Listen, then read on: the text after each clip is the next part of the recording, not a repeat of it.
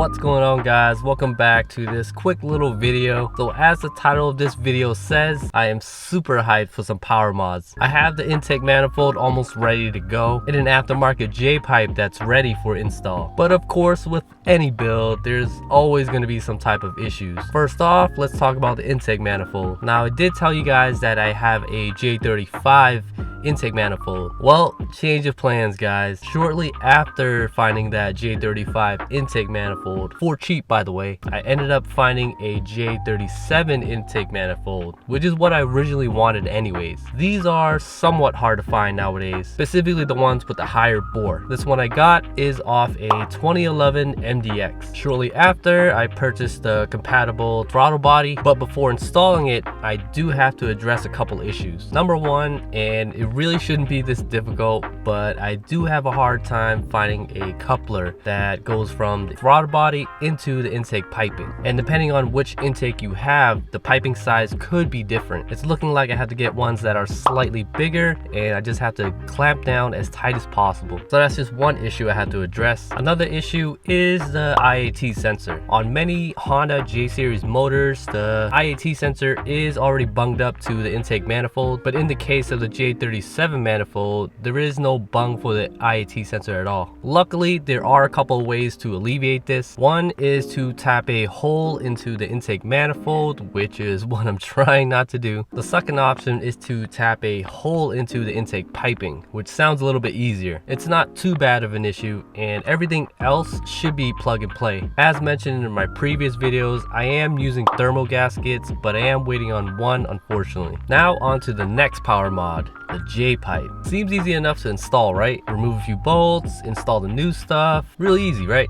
Nope, not at all. Shit is rusted everywhere. I was at a shop a couple months ago and I was able to see underneath the car. The J-pipe is pretty much rusted to the third cat. Now I could go to a shop to get everything done, but I'm really trying to keep everything DIY. After a few days of thinking everything over, I finally have my exhaust plans and I just need to execute. RV6 J-pipe and a resonated pipe from OBX Racing to replace that third cat. If you guys didn't know, there's no sensors or anything on the third cat, so it shouldn't throw any codes. Also, with that OBX resonated pipe, it should minimize rasp. When I'm ready to remove the J-pipe, I'm just gonna cut that third cat and then take it from there. I might have to take it to an exhaust shop to get it welded, but we'll see what happens. Alright guys, that's the game plan for power mods, at least for this year, for now. Intake manifold should add about 5-10 horsepower, and the J-pipe should add about 10 horsepower. And it doesn't sound like a lot, but from the research that I've done, I should get a nice bump in horsepower at all RPMs. And if I still have that itch, I may have to get a standalone ECU. I usually don't like to run a loud ass car, so